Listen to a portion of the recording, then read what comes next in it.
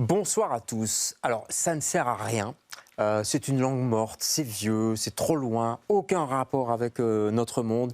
Les arguments un petit peu vides et un peu courts se bousculent. N'empêche que l'école a abandonné peu à peu l'apprentissage des langues mortes, comme on dit, du latin et du grec, évidemment. Et le problème, c'est que ce n'est pas seulement une langue qu'elle abandonne ainsi, c'est tout le socle de notre culture, sa base, en fait, ses racines, ses formidables résonances avec notre vie contemporaine et les leçons qu'on pourrait en tirer aujourd'hui, particulièrement d'ailleurs aujourd'hui. Heureusement qu'il y a le théâtre parfois pour faire revivre ces textes fondamentaux. Thierry Debroux est l'invité de LCR ce soir.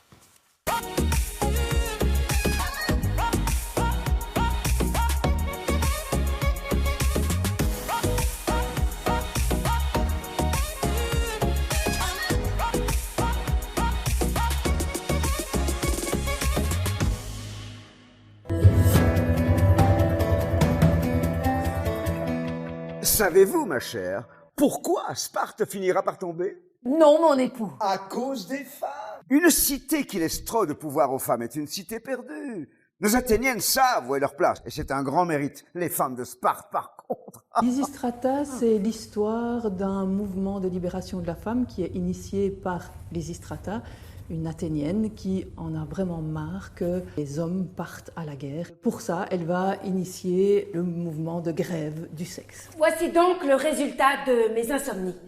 Si nous voulons contraindre les hommes à renoncer à la guerre, il faudra nous priver. Nous priver? Mais nous priver de quoi? Le ferez-vous? De quoi tu voudrais qu'on se prive? De sexe. De sexe? Lysistrata, c'est un spectacle qui est très visuel, dans lequel on aura des danses, des chants, des combats, et très animé au niveau de la vidéo.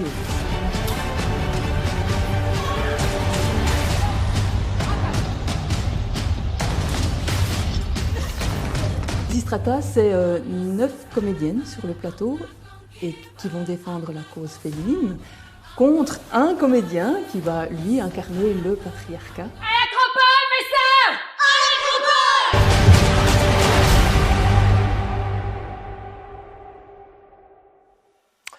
Voilà, Lysistrata, c'est en ce moment au Théâtre du Parc. Bonsoir Thierry Debroux. Bonsoir. Vous allez bien? Oui, ça très va. bien. Lysistrata, quand même, il fallait oser mettre ça en scène. Donc c'est Aristophane. Ça date pas d'hier, comme on vient de le voir dans 2400 l'interview. ans. Oui, 2400 ans. Ouais.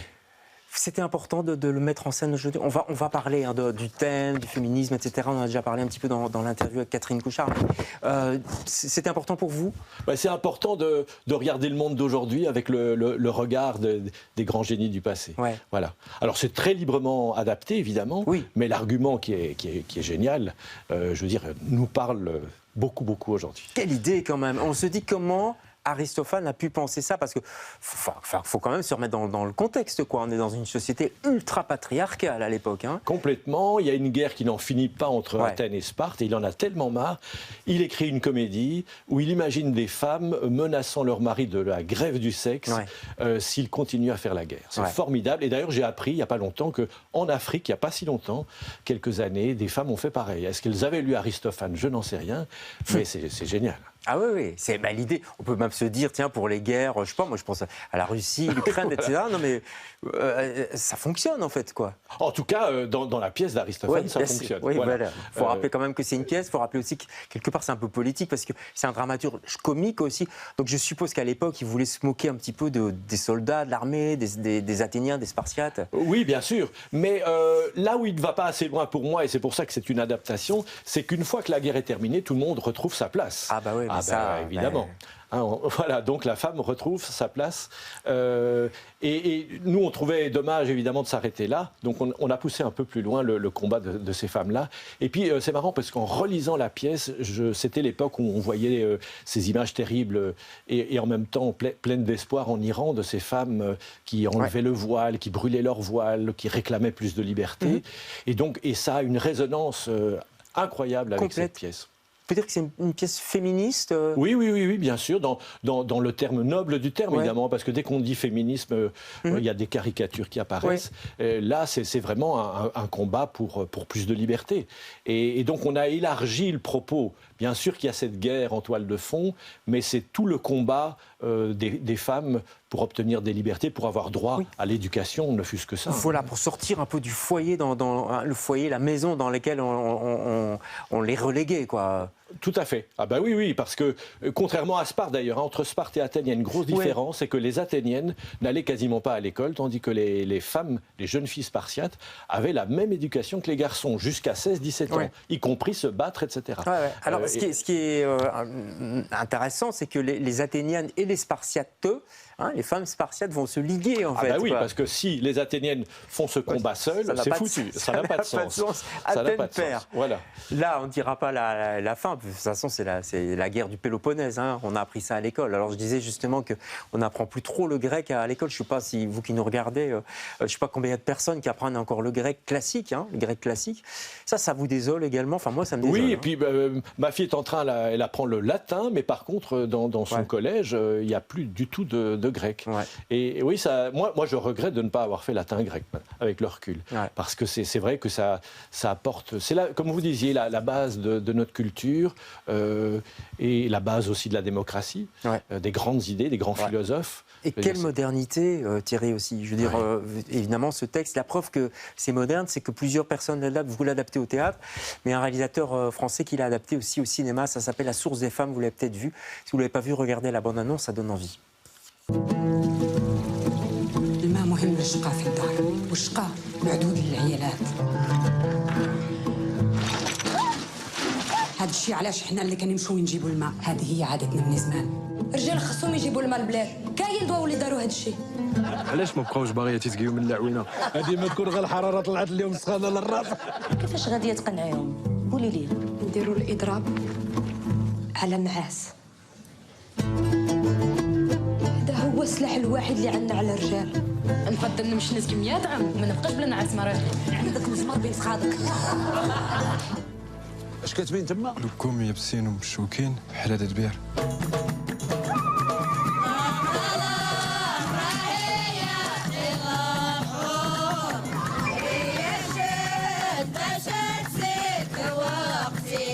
راسك مرتد ولا راه عندنا اللي غنبالي بها.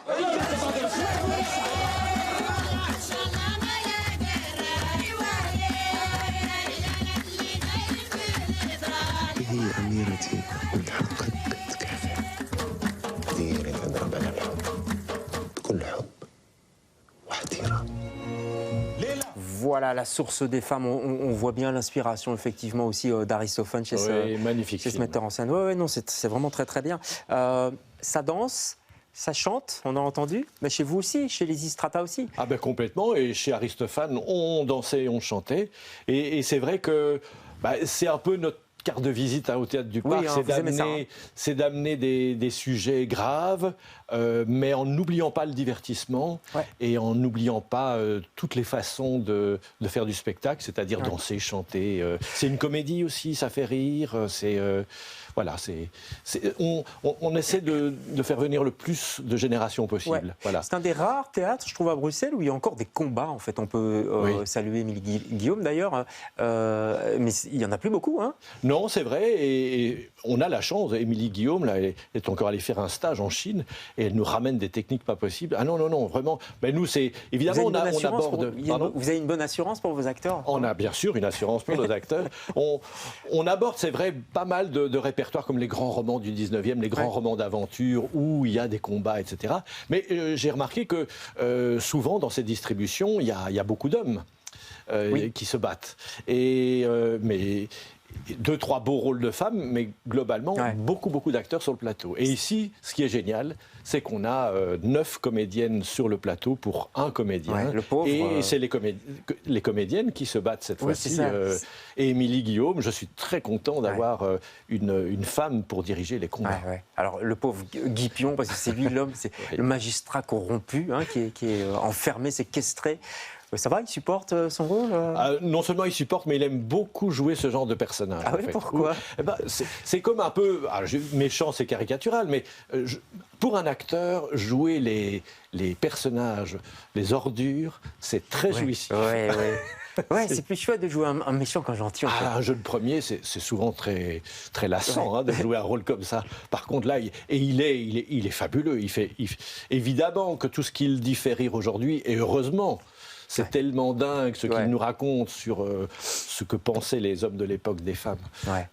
Alors, Lysistrata, ça paraît bizarre comme ça comme nom, justement pour ceux qui ne connaissent pas le grec, mais c'est le nom d'une des, un peu de la meneuse, quoi. Voilà, c'est ça. C'est Lysistrata, joué par Anouchka Vintier, qui a l'idée. Mais alors, au départ, les Athéniennes ne sont pas du tout enthousiastes à l'idée, évidemment. De faire la grève du sexe, vous voulez dire. Voilà, c'est ça. En plus, elles font partie d'une caste privilégiée, donc elles n'ont jamais connu qu'une société patriarcale, et on voit que les femmes peuvent parfois défendre bec et ongle la société qui les a servies au départ, parce qu'elles sont d'une caste privilégiée. Et donc, il y a un combat de femme à femme aussi. Ouais. C'est un travail sur soi. Et le plus beau parcours, je trouve que c'est la femme du magistrat, qui au départ fait fusion avec lui et représente vraiment cette société patriarcale. Ouais. Et elle va avoir un mouvement incroyable, une libération incroyable. Ça s'appelle Lysistrata, c'est sur la scène du Théâtre du Parc. Vous pouvez aller en famille, parce que c'est souvent des spectacles familiaux chez vous. À partir de 12 ans, aucun souci. 12 ans, on comprend tout. Oui, tout à fait. Et puis c'est très rythmé, il y a beaucoup d'images, donc c'est vraiment... voilà. Au Théâtre du Parc, très rapidement, vous avez un coup de cœur, vous l'avez lu cet été, vous m'avez dit que vous l'avez dévoré, mais moi aussi. C'est génial, c'est Maud Ventura, mon mari. Oui, alors je ne vais pas spoiler, mais la fin est absolument extraordinaire. Je l'ai lu en 2 heures, et je me disais, oui, bon. Et puis cette fin qui arrive, c'est absolument incroyable. Magnifique roman, premier roman d'ailleurs. Oui. Lysistrata, Théâtre du Parc, c'est jusqu'au quand ? C'est jusqu'au 14 octobre. Alors le bouche-à-oreille fonctionne à merveille, donc ça c'est génial. Donc dépêchez-vous de réserver. Théâtre du Parc, vous voyez, c'est rue de la Loi, en face des autres. En face des autres. Oui. Merci beaucoup Thierry d'être passé chez nous. On se retrouve nous demain avec d'autres invités. Bonsoir.